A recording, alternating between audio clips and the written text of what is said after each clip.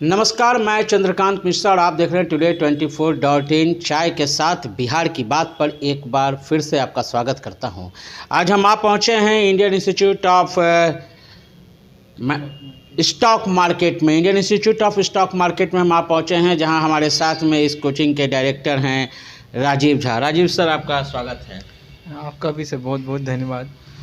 एक कार्यक्रम हम लोग कर रहे हैं चाय के साथ बिहार की बात में। तो राजीव सर, सीधे सी बात कि बिहार में स्टॉक मार्केट का एजुकेशन को लेकर के क्या बच्चे उतने अवेयर हैं या नहीं हैं, आपकी क्या राय है? अब बहुत ज़्यादा अवेयरनेस उनके अंदर आ गई है, ख़ास करके कोरोना के बाद में। आप बिलीव नहीं करेंगे कि आपने जब बच्चों की बात की तो मैं ये कहूँगा कि बच्चों के साथ में अंकल भी इंटरेस्टेड हैं और वो लोग भी हमारे यहाँ आते हैं इस चीज़ को सीखने के लिए। तो सीखने की बेसिकली बात क्या है, आप क्या सिखाते हैं? देखिए, हमारे स्टॉक मार्केट में बेसिकली दो तरह से पैसे कमाए जाते हैं। एक जो होता है वो इंट्राडे ट्रेडिंग होती है, मतलब आज खरीद करके आपने आज ही बेच दिया, और दूसरा होता है वो स्विंग ट्रेडिंग है या लॉन्ग टर्म इन्वेस्टमेंट की बातें होती हैं। उसमें ये है कि आप ये खरीद रहे हैं, कुछ आपका गोल है कि जैसे आपको अपने बच्चे की शादी करनी है, आपको लैंड खरीदना है, या ये हो सकता है कि आपकी रिटायरमेंट की प्लानिंग है लॉन्ग टर्म की। तो ये दोनों तरह की चीज़ें हम लोग सिखाते हैं।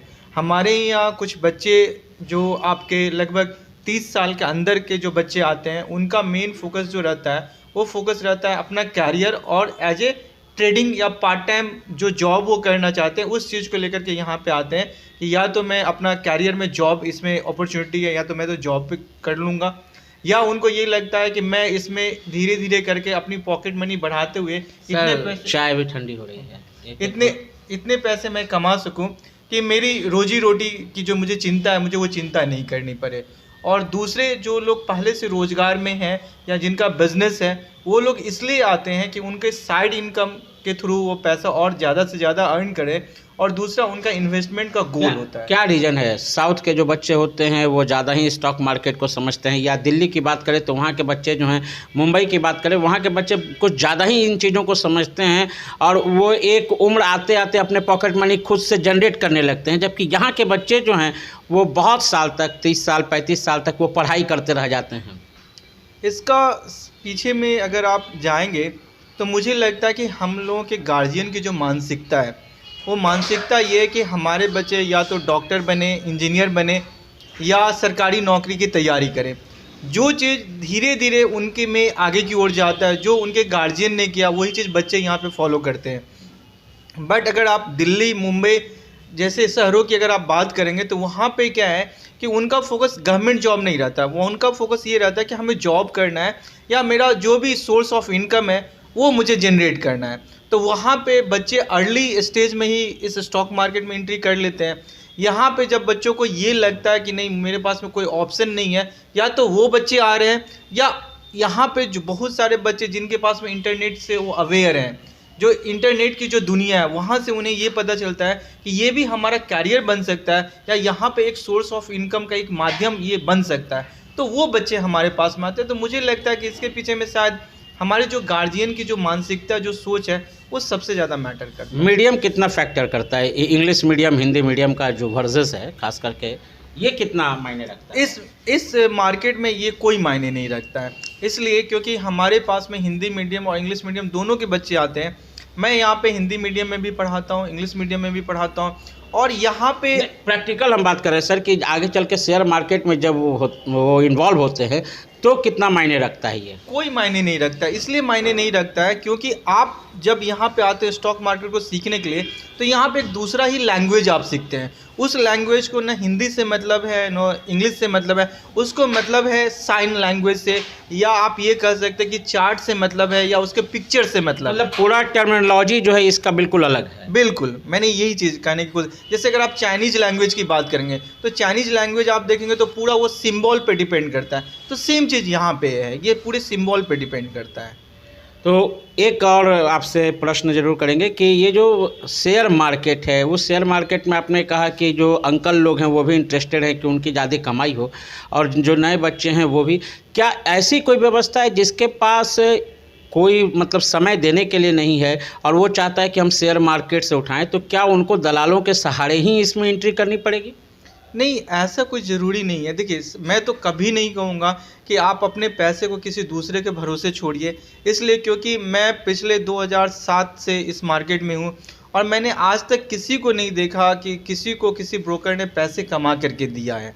आपको उल्टा नुकसान होगा और उस नुकसान की वजह से क्या होता है ना कि वो मार्केट में, सोसाइटी में ये स्प्रेड होता है कि ये स्टॉक मार्केट क्या है, एक गैम्बलिंग है।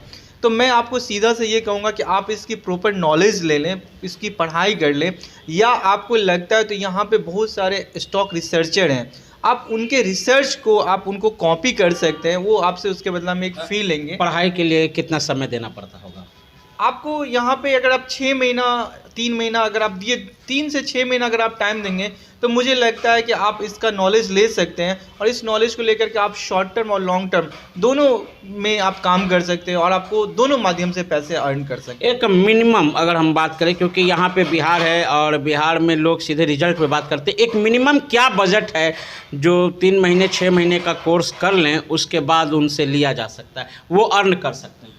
जैसे मेरा ये कहना है कि अगर आपके पास में 10,000 रुपये हैं तो 10,000 से भी आप डेली का 500 से 1,000 रुपया कमा सकते हैं। तो ये एक मिनिमम में। सर, इसमें कई बात आती है, स्टॉक मार्केट को लेके एक भ्रम भी रहता है लोगों को कि पैसा डूब जाएगा। आप कह रहे हैं कि 500 से 1,000 आएगा 10,000 रुपये से, तो 500 से 1,000 अगर वो प्रत्येक दिन आप बोल रहे हैं कि आ रहा है 10,000 से, तो उनको पूरी तरह से जानकारी होगी तभी तो वो ला पाएंगे। अगर उनके पास जानकारी नहीं तो क्या वो 10,000 भी चले नहीं जाएंगे? नहीं, मैं वही बात कह रहा हूँ क्या कि देखिए, अगर आप इन चीज़ों को सीखते हैं और सीखने के बाद में, मैं ये नहीं कह रहा हूँ कि आपको 10,000 रुपये एक बार में लगाना है, आपको स्टार्टिंग में 1,000 रुपया लगाना है और 1,000 में आप पहले थोड़ा, जैसे 5 क्वांटिटी 10 क्वांटिटी करके आप पहले बाई करते हैं, वो भी पहले आप रियल मनी पे नहीं करें, आप पहले वर्चुअल मनी पे करें जहाँ पे कोई रियल पैसा आपके नहीं लगे हैं। वहाँ पे जब आप 2 दिन 4 दिन 5 दिन 10 दिन 15 दिन जब आप प्रैक्टिस कर रहे हैं और वहाँ पे जब आपको लग रहा है कि नहीं अब मेरी चीज़ें जो है ना सही हो रही हैं, तब आप धीरे करके आप 500 1,000 रुपया लगाएं। वहाँ पे आपको 5 10 50 रुपया धीरे धीरे करके आएंगे। ये धीरे करके बढ़ते हुए कम से कम आपको 6 महीना साल भर लगेगा और ये लगना चाहिए, तब जा करके आप उस जगह पे पहुंचेंगे कि आप डेली जो है ना 10,000 रुपये से 500 रुपये 1,000 रुपये आप कमा सकते हैं। और ये ऐसा नहीं है कि ये डेली यहाँ पे ट्रेडिंग करना है। अगर आपने ट्रेडिंग किया है, आपको पैसे आ रहे हैं, तो आप 1 दिन 2 दिन रुक जाएं, क्योंकि आपने जो पैसे कमाए हैं तो आपके अंदर इतना ज़्यादा जल्दबाजी होगी उस पैसे को बढ़ाने की कि हो सकता है कि आप रॉन्ग डिसीजन लेंगे, या अगर आपके पैसे चले गए हैं तो भी आप 1 दिन 2 दिन 3 दिन रुक जाइए, क्योंकि वो लॉसेज जो हुए उस लॉसेज को आप कवर करने के लिए रॉन्ग डिसीजन लेंगे। राइट सर, एक बात की बिहार, चूँकि बात है कि चाय के साथ बिहार की बात, तो बिहार में पहले जो स्टॉक मार्केट था, हम लोग जानते हैं मगध स्टॉक एक्सचेंज वगैरह यहाँ पे पटना में था, तो अभी और पहले की स्थिति में अभी क्या तुलना है, कैसी स्थिति है? देखिए, मैं बताता हूँ, मैं जब 2007 में यहाँ पे एंट्री किया था तो मैं यहाँ पे बहुत सारे मतलब इंस्टीट्यूट या मैं टीचर ढूंढता था जो मुझे इस चीज़ की जानकारी दे, बट मुझे उस टाइम में कोई टीचर नहीं मिला, और उस टाइम में इंटरनेट की इतनी सुविधा नहीं थी जिससे मैं ऑनलाइन क्लासेस ये सब ज्वाइन मैं कर पाता या बच्चे सीख पाते। बट आज के टाइम में क्या है ना कि आपको यहाँ पे इंस्टीट्यूट ऑफलाइन क्लासेस भी अवेलेबल हैं, ऑनलाइन क्लासेस भी अवेलेबल हैं।